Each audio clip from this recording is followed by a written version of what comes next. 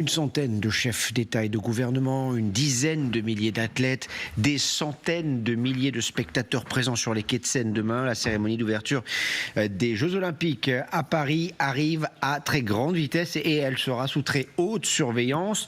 Les enjeux sont tout simplement colossaux. Pour en parler avec nous, Elisabeth Shepard-Sella, bonjour. Bonjour. Merci d'être avec nous, maîtresse de conférence et directrice du programme politique et relations internationales à l'Université de Tours. Vous êtes spécialisée en politique de défense et sécurité. Bonjour Georges Brenier. Bonjour. Merci d'être avec nous. Vous faites partie du service police-justice de TF1 et LCI. Bruno Pomar, bonjour. Bonjour. Président du think tank Initiative Sécurité Intérieure, ancien instructeur du RAID. Et nous sommes aussi avec Elsa Vidal. Bonjour. Bonjour. Rédactrice en chef à RFI. Merci à tous d'être là. Avant de vous entendre, quels moyens pour sécuriser l'immense dispositif prévu demain. Suzy Bernard-Ménégus, vous êtes en plein Paris, pas très loin de la Seine justement. Paris sous cloche, littéralement. C'est ça, alors je suis même sur la Seine, sur le pont Bir Hakeim, et vous le voyez, juste à côté de moi, il y a des policiers qui sont présents, des forces de l'ordre. Il faut savoir que c'est un dispositif très important en nombre d'effectifs pour les forces de l'ordre. Ils sont 30 000 policiers les jours normaux et 45 000 les jours de pic, comme demain pour la cérémonie d'ouverture. Paris sous cloche parce qu'il y a différentes zones et donc différents points de contrôle dans la capitale. C'est le cas ici au pont Bir Hakeim, où il faut avoir un QR code pour pénétrer à proximité des sites olympiques.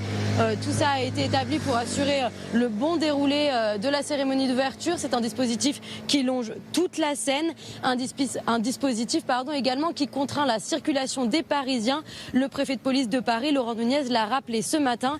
Il déconseille aux Parisiens d'utiliser leur voiture demain après 10h.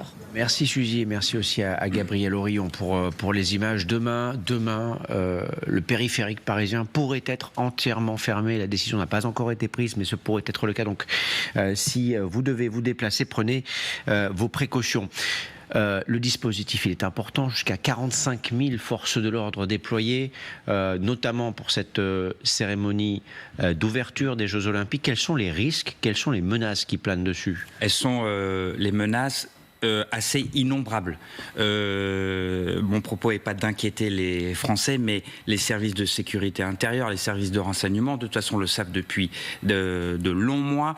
Ces risques sont multiples. On l'a vu d'ailleurs avec ce chiffre qui est quand même surprenant, 1 million d'enquêtes administratives qui ont été menées et in fine, 4355 interdictions d'apparaître pendant les Jeux Olympiques. Et dans ces 4355 persona non grata, il y a un melting pot assez surprenant, mais qu'on a l'habitude de voir en France depuis maintenant quelques années, mélange hétéroclite d'islamistes radicaux fichés S, de membres de l'ultra-droite, de membres de l'ultra-gauche, de personnes soupçonnées d'espionner aussi nos activités économiques et politiques en France. Et ça fait autant, si vous voulez, de menaces et de risques à prendre en considération, d'où ce déploiement policier qui est conséquent, évidemment.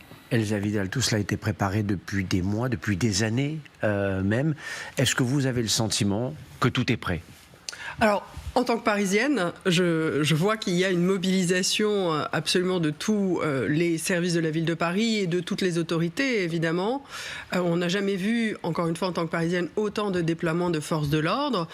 Certainement que c'est très sécurisant pour les touristes. Ce que moi, je pense, en termes de longue durée, c'est que, et quand on pense à l'international, c'est qu'il y a aussi des gens qui sont prépositionnés chez nous depuis très longtemps et qui sont éventuellement activables.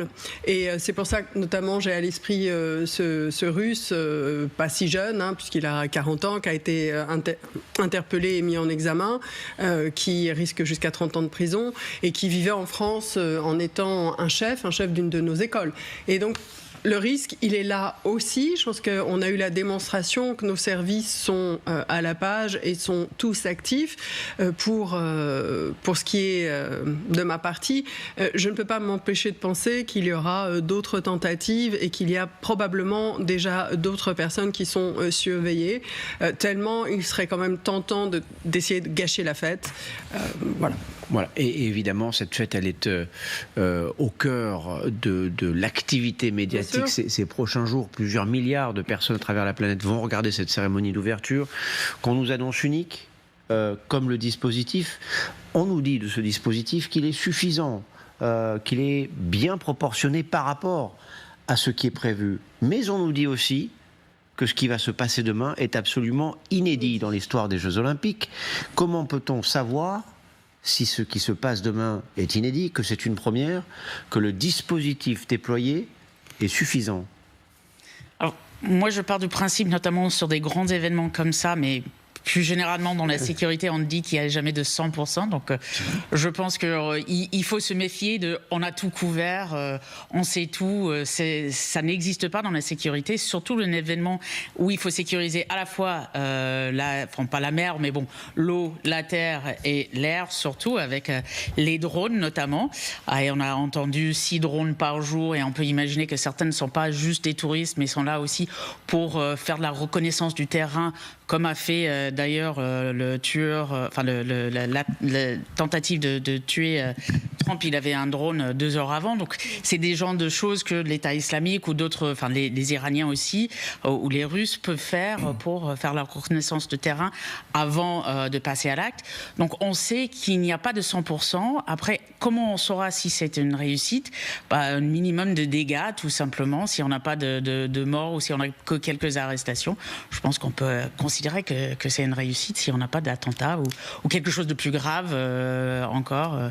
La cérémonie d'ouverture, elle débute demain à 19h30. Elle va durer environ 3h30. Alors, il y a évidemment cette cérémonie d'ouverture qui va attirer l'attention. Il y a aussi, et ils sont en train d'arriver, 60 à 100 dignitaires, des chefs de gouvernement, des responsables politiques de tous bords, des rois, qui viennent aussi assister à tout cela. Alors, on l'a appris cet après-midi. C'était l'une des questions qui se posait. Volodymyr Zelensky, le président ukrainien, ne sera pas à Paris, peut-être parce que justement le risque sécuritaire y est trop important.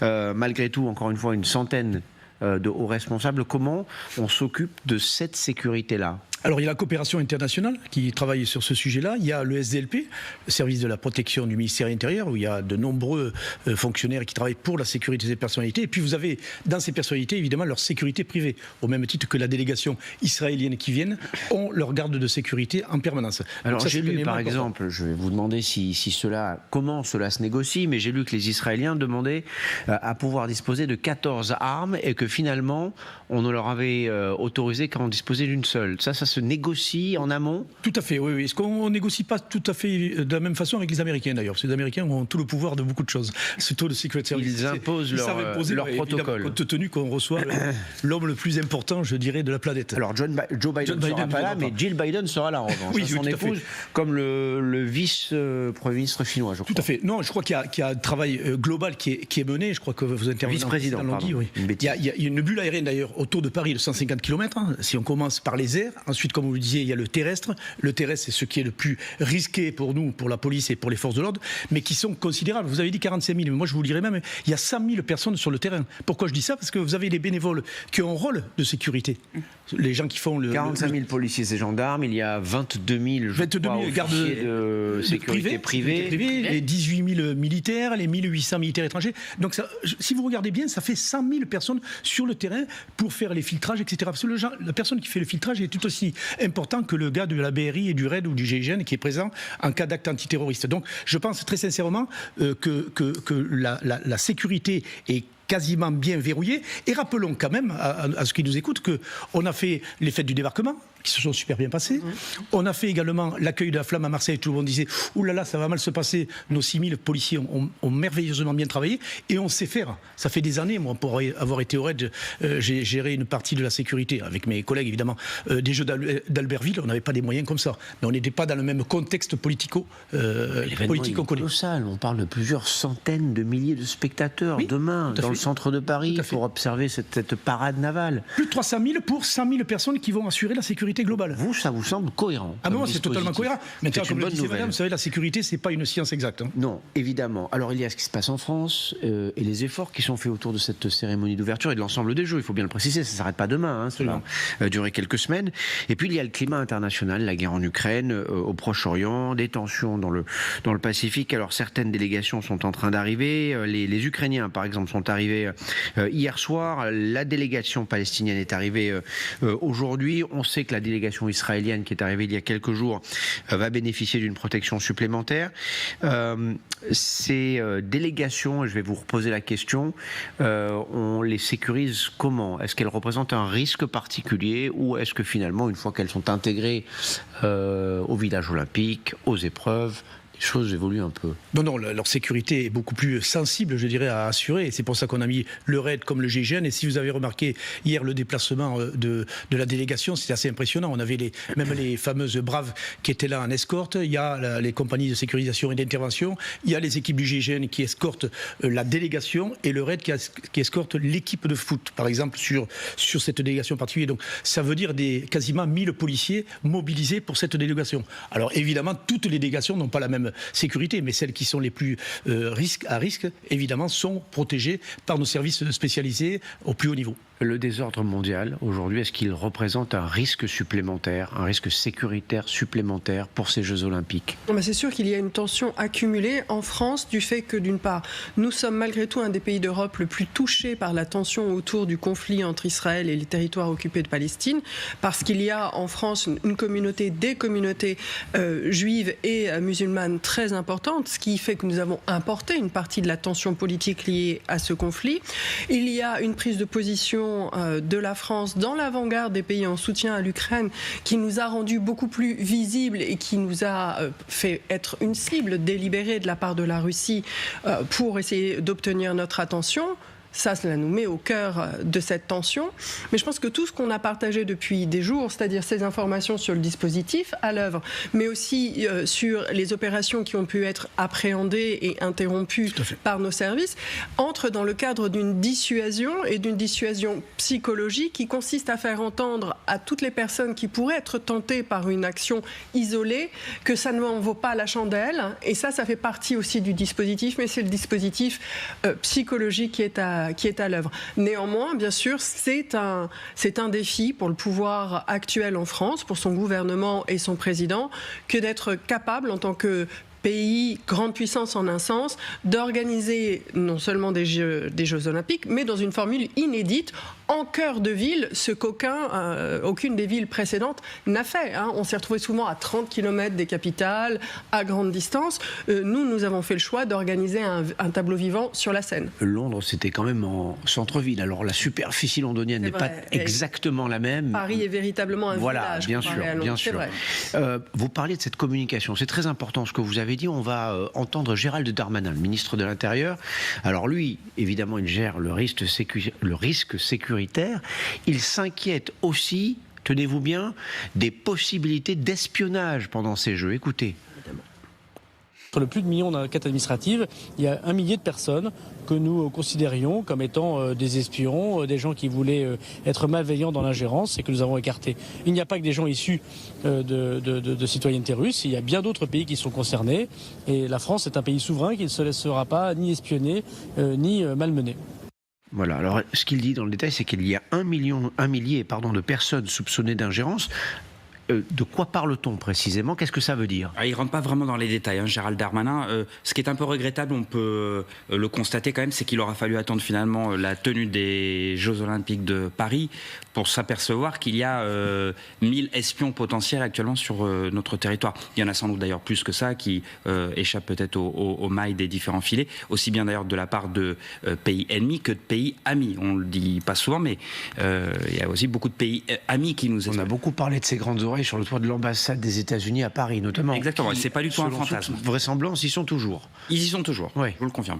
Là, en l'occurrence, Gérald Darmanin donc, ne rentre pas vraiment dans les détails, mais il n'empêche, on voit bien qu'il y a sur notre territoire, mais on l'a vu à travers tout un tas d'affaires ces dernières semaines et derniers mois, on parle beaucoup des Russes, des Biélorusses, mais pas que d'ailleurs. On a aussi eu tout un tas de cas de figure avec notamment des agents des services iraniens ou chinois qui se font un malin plaisir.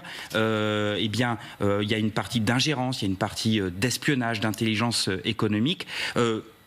Avec en ligne de mire bien évidemment les Jeux Olympiques, mais pas seulement. La France, on l'a dit, pour une multitude de raisons, est une cible et donc fait l'objet de tout un tas d'attaques. Alors dans le viseur de la France, la Russie notamment, qui accuse la France de ne pas avoir laissé entrer dans le territoire, sur le territoire, certains de ses ressortissants qui demandaient des accréditations de journalistes. On va entendre ce que disent les Russes à ce sujet, on en parle juste après. C'est une véritable paranoïa. Il s'agit de paranoïa car on le formule de telle manière que les journalistes ne sont pas autorisés à couvrir un événement où des milliers d'autres journalistes sont présents. Au fait, je vais donner un exemple. Paris, dans ce cas, copie littéralement le comportement de Washington. Alors, est-ce qu'on est paranoïaque ? Est-ce que les autorités françaises ont tort de se méfier des journalistes russes pendant la tenue de ces Jeux? On sait que certaines chaînes russes qui ont été alliées à l'État et qui sont donc interdits maintenant en France, j'imagine qu'il s'agit de journalistes de RT ou d'autres journalistes. Je ne connais pas la liste. On ne connaît pas le détail, non. On ne connaît pas le détail et Elsa serait mieux placée que moi pour confirmer ça. Mais je pense qu'on ne peut pas être assez paranoïaque en ce moment. Bon, c'est mon opinion personnelle. Je pense que très clairement des journalistes peuvent être des espions et ce n'est pas nouveau avec les Russes. Oui, Maria Zakharova, elle joue sur du velours parce qu'en fait, elle essaye d'instiller une réaction chez nous en nous comparant aux Américains. En fait, elle a toujours, enfin, c'est vraiment l'art comportemental encore de la diplomatie russe, c'est de venir taper là où ça fait mal. Et aux Français, ils adorent dire qu'on est en fait sous gouvernance américaine. Donc, c'est une manière de procéder. Ensuite, il y a encore 4 ans, j'aurais pu comprendre l'inquiétude ou la protestation de la porte-parole du ministère des Affaires étrangères russe. Mais il s'est passé quelque chose depuis le début de la guerre. En fait, il n'y avait que très peu de presse libre en Russie, mais il n'y a quasiment plus de presse libre et certainement celle qui l'est encore ne demande pas l'autorisation par le ministère des Affaires étrangères. Donc, de facto, et dans l'état de nos relations actuelles avec la Russie, on est en bon droit de s'inquiéter face à des demandes d'accréditation émanant de médias d'État russes. Et donc, c'est de bon droit, c'est de bonne guerre peut-être de la part de Madame Zakharova, mais c'est surtout une tentative de dire voilà, les Français sont dominés par les États-Unis pour essayer encore une fois de créer du désaccord et de la désunion au sein de la population. Mais c'est son rôle principalement. Sur cette menace, Rachid Temal, le sénateur PS du Val d'Oise, dit exactement la même chose. Il a sorti un rapport qui a été publié à la mi-journée. On a pu le consulter en grande partie. Voici ce qu'il dit sur les ingérences qui visent la France et notamment sur la menace russe pendant les Jeux Olympiques. Écoutez. Chaque jour, vous avez des messages sur les réseaux sociaux qui portent dessus. Donc, encore une fois, c'est comment montrer que la moindre erreur, le moindre échec, le moindre problème dans les JO sera très amplifié pour dire au monde entier, ouais, finalement, la France, elle est plus faible qu'elle le pense. Parce que ces régimes-là, leur idée, c'est d'avoir un système de valeurs contraire à ceux de la démocratie. Ils pensent que la démocratie, c'est un système décadent, que la France est un pays faible. Donc oui, vous aurez, et on a déjà au quotidien, des logiques d'influence via notamment les réseaux sociaux. Voilà, Rachid Temal qui parle de nouvelle guerre froide. Il sera notre invité à partir de 17h pour parler de ce rapport parce qu'il y a énormément de choses à dire sur ce qui a été écrit.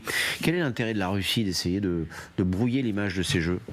Ils essaient de nous déstabiliser depuis un moment. C'est juste une autre excuse pour nous déstabiliser. On l'a vu les derniers mois avec un certain nombre d'actions, les cercueils en bas de la Tour Eiffel, les mains rouges, les étoiles dans le 15e.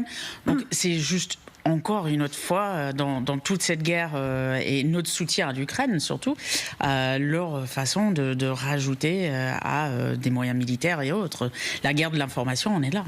Oui, et c'est une guerre contre l'information, parce qu'il y a eu plusieurs opérations, dont une opération dont vous vous souvenez sans doute, qui s'appelait Doppelganger, qui continue d'ailleurs sous d'autres formes, qui consiste à créer des sites miroirs avec des moyens assez sophistiqués et de l'intelligence artificielle. C'est-à-dire qu'on copie des sites de vrais sites, Le Monde, le site de RFI, par exemple, le RFI, site de France 24, le site du Monde, et on goupille grâce à l'intelligence artificielle de pseudo-reportages qui peuvent connaître une certaine vie.